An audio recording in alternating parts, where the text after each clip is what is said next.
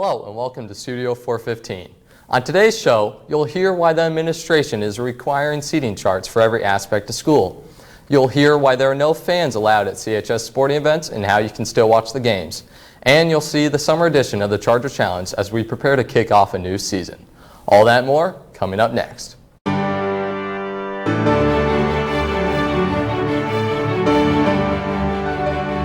So if there is someone who tests positive with a lab confirmed test, then they have to go back and trace. I feel good about the precautions they're taking, but super disappointed as a parent.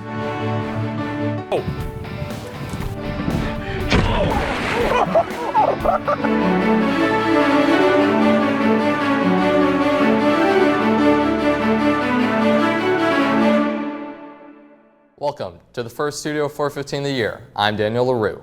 School life is so different than it was 7 months ago when COVID-19 closed Northwest Allen County schools last March. Now students are dealing with assigned seats on the bus, in the classroom, and in the cafeteria. This is all due to the need to be able to conduct accurate contact tracing. Studio 415 reporter Jadon Boyce spoke with decision makers to find out why this is so important. The start of the 2020-2021 school year has been very different for students and staff alike. One of the new challenges is contact tracing. Contact tracing is a process of backtracking students' close interactions with people in the school for more than 15 minutes. Staff are responsible to record, report, and notify students if they have encountered COVID-19. Some changes that can be seen around the school are assigned seats in every class, assigned seats at lunches, and on buses. If students remain in the same place for more than 15 minutes, then they are subject to the rules of contact tracing. This does not apply during passing periods, and the process is heavily reliant on students and parents. So the process is if the student's here when we find out, and some of this just depends on when we get the test results, because we are depending on parents, students to notify us if there's been an exposure or if there's been an actual positive test. If a student has been near someone for 15 minutes who has tested positive, then they will be immediately sent home. We do have to send folks home as soon as we're made aware. Not only does this apply during the school day, but also in commuting home on the bus. Right now people are seated in sibling groups.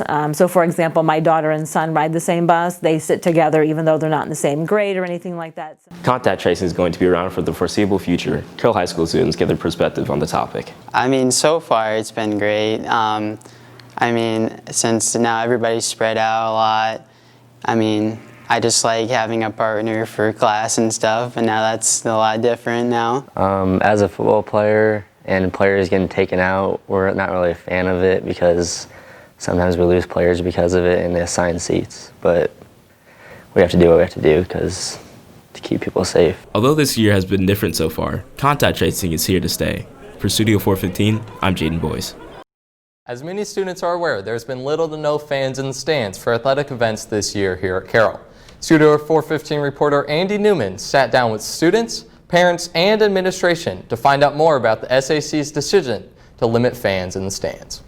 Carroll's athletics are currently in the middle of Phase 3. Phase 3 details that 250 fans may be allowed in sporting events with up to 4 parents and family members per rostered athlete. In my story, I take a closer look at what went into the decision to limit fans and how it affects students and staff here at Carroll High School. On Thursday, August 6th, the Summit Athletic Conference released their tentative plan for the fall sports season. The conference constructed the schedule with the hope to not only start but finish the fall sports season. The plan, following the structure of the football schedule, had the stands closed for the first 2 weeks of play in Phase 1. In Phase 2, stands opened up to a limit of up to 2 parents or guardians per player or family. Carroll is currently in the middle of Phase 3 of the plan. While this decision was not well received by some, Carroll Athletic Director Dan GINDER believes it was the best course of action to extend the season. It wasn't an easy decision, it wasn't an enjoyable decision, but we felt like starting with this baby step with no fans in the stands hopefully gets us to the point where we can open it up, and then hopefully gets us to the point where we can finish a season, not just start it.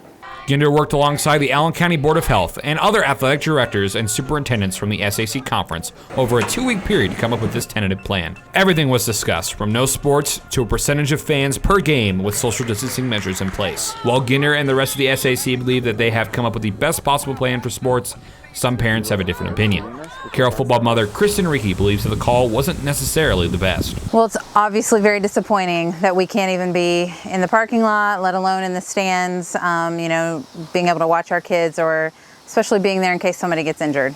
Parents aren't the only group that has taken issue with the new protocols. Senior football captain Daniel RIECKE also takes issue with the plan. You know, I really want fans back in the stands. I want my parents and my family to be able to come watch. I want my friends to be able to come watch. You know, if we're going to be in school together, I feel like they should be able to come out and support us on Friday nights. Really appreciate Neon Nation all the time. So, you know, I'm just really excited for that atmosphere we had last fall to come back. The RIECKE's concern is echoed by other students and parents around the NACS community. GINDER stresses that the decision hurts not only parents and athletes, but also the school financially. It's hurting schools in terms of finances. I don't have a dollar amount, but you know, there's no revenue to help pay for the events that we're having. And every event we have costs us officials and workers and staff members that cost us things, and we don't have any kind of revenue to offset that. While seemingly many negatives have come out of this process, one bright spot is the integration of streaming services into Carroll's athletics. GINDER elaborates that through the use of the IHSAA TV platform that he has been able to accomplish a long-time dream of his. So working with Mr. Johnston and trying to develop this and trying to push the envelope a little bit and seeing what we're capable of doing, we have a long way to go. We're streaming as many as possible. As of September 2nd, Carroll High Schools have the most athletically streamed events on IHSATV.org than any other school in Indiana. If you haven't made your way into the stands yet this year, please feel free to visit SummitCitySports.com or IHSAA TV for all your Carroll athletically streamed events. For Studio 415, I'm Andy Newman. Today we kick off Season 3 of the Charger Challenge. This semester lawn series gives students the opportunity to face off against each other to win the coveted cup. Charger Challenge host Andy Newman returns to us in the studio with more. We are always looking for students that are willing to compete in the Charger Challenge. The episodes usually be recorded during 0 hour. Send me an email if you are interested in taking on the Charger Challenge. Today, we're going to be showing an episode from Charger Challenge Summer Edition, which was filmed this past June.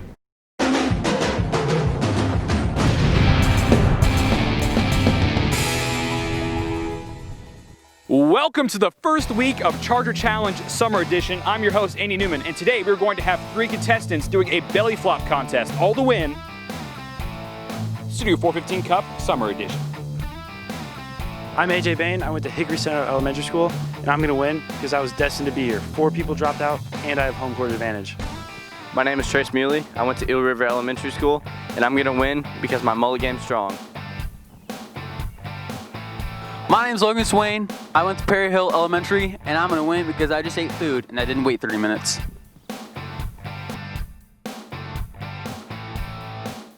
I'm ready. All right, 3, 2, 1. Try to belly flop. Oh! Beautiful!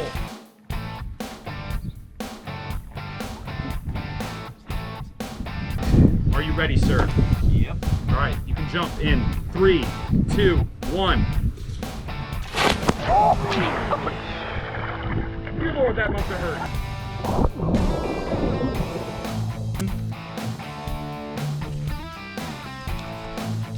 Got 6, a 5, and a 4. Great job, everybody. All right, you can flop in 3, 2, 1. What was that? What was that? I tried to like do like a corkscrew or whatever, and I slapped my face. Flip. All right, let's go.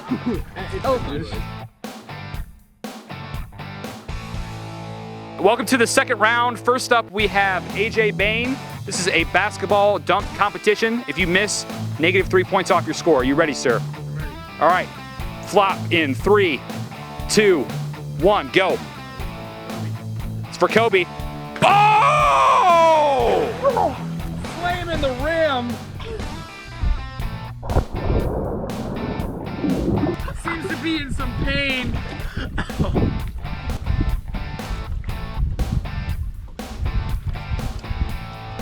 You can go in 3, 2, oh, he's backing up. 1, go.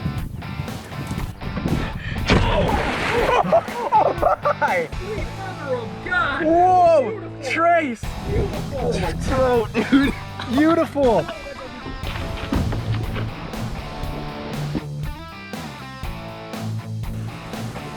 Oh! Oh my God! 9.8. 9 and an 8.5. We have Logan Swain. Where's Logan's over there? Wow, this is the biggest windup I've ever seen in my entire life.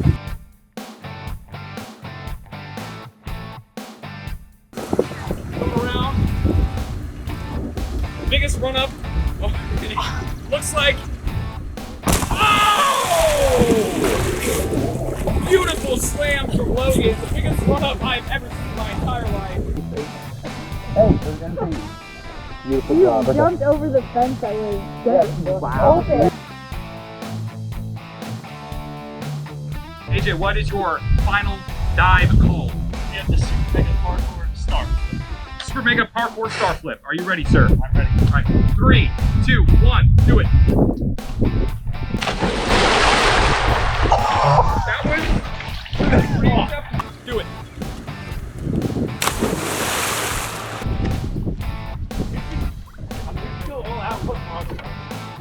What is your dunk call, Trace Muley? Final round. Dive. All right.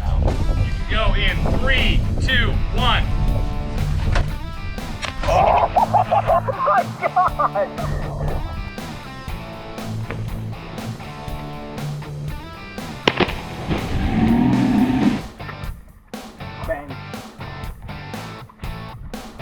Logan's final dive. He cannot win at all, so let's just see what happens. You ready, Logan? Hang on. Not in the pool. Just throw him because I can't. All right. Yeah, walk up a little bit more. Walk up a little bit more. I got you. Logan's not yet ready. All right. 3, 2, 1, dive. Oh, my back.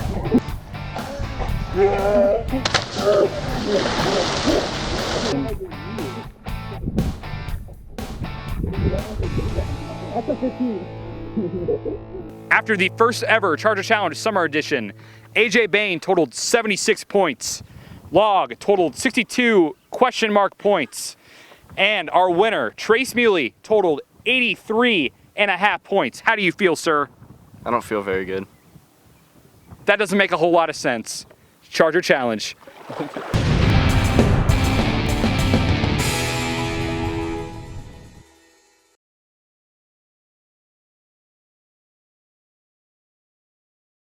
With sports making a return this fall, the boys soccer team is looking to follow up their previous postseason run from last year. Studio 415 reporter Logan SWAIN gives us a rundown of how the team is shaping up. The team has started out nearly undefeated with their only loss to a ranked Northridge team. Carroll is ranked 8th in the state by the Indiana Soccer Coaches Association, putting them ahead of larger schools such as Avon and Westfield. Junior Evan Jester believes that the team will only get better from here. Oh, I think we're winning state for sure. Oh yeah. Head coach Raleigh Clements explains more on why the team is able to keep on winning. Well, the defense is really solid. That's where we make our living. Rylan Lockmuller and Tyler Korn are the two center backs. Logan Gonzalez in goal. They've conceded 1 goal in 3 games, so they're where we build. Although the team has been experiencing recent successes, they've had to deal with some drawbacks as well. With the recent COVID regulations and the construction of the new football stadium, the team's practices have been more difficult. Players as well as coaches have been needing to wear masks at practice when they aren't playing. The team has to sanitize the soccer balls after every practice, and due to construction, the boys practice near the side plot next to door 6 by the Champions Together flag football team. Without their normal off-season practices, and after having teams drop from their schedule, they are still trying to find out how the team should fit together. Well, in years past, we would have probably played 15, 20 games and all that. So a lot of the questions we're answering now, we would have already figured out over the summer. We're not in a conference. Everything is focused towards getting ready for sectional. So, I think we got the pieces here. We just got to figure out what goes where. Although there were difficulties to begin the season, the team's currently sitting at 8 wins, 1 loss, and 1 tie. The men's soccer team live streams their games at ishsaatv.org, or you can watch their previous games on the next Carroll Athletic website. For Studio 415, I'm Logan SWAIN.